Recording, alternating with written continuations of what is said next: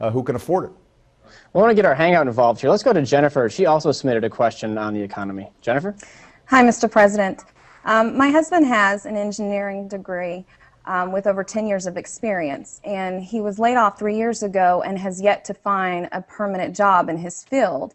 My question to you is, why does the government continue to issue and extend H-1B visas when there are tons of Americans, just like my husband, with no job? Well, Jennifer, I don't know your husband's specialty, but I can tell you that there's a huge demand around the country for engineers.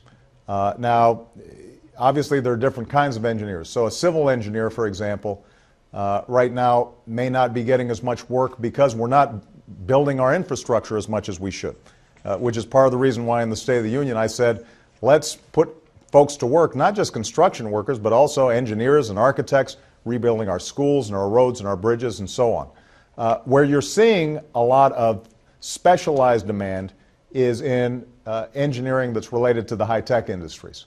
And now what industry tells me is that they don't have enough highly skilled engineers. If your husband's in that field, then we should get his resume and I'll forward it to some of these companies that are telling me they can't find enough engineers in this field. So it's going to vary, but as a basic matter, there's a huge demand for engineers around the country right now. I understand that, yeah. But how, I mean, given the list that you're getting, I mean, we're not getting that. I mean, you said in the State of the Union address for business leaders to ask themselves what can they do to bring jobs back to America. But why do you think that the H-1B program is so popular with big corporations? Jennifer, can I ask you what kind of engineer your husband is? He's a semiconductor engineer. See, it is interesting to me, and I meant what I said. If you send me your husband's resume, I'd be interested in finding out exactly what's happening right there, because the word we're getting is that somebody in that kind of high-tech field, that kind of engineer, should be able to find something right away.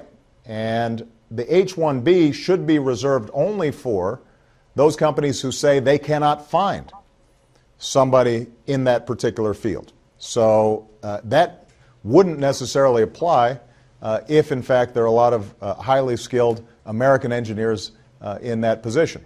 I'd be interested, I will follow up on this because I'm interested in finding out, and maybe we can get some information as to why your husband's been having trouble getting placed. We want to encourage more American engineers to be placed, and that's part of the reason why it's so important for us to boost American manufacturing.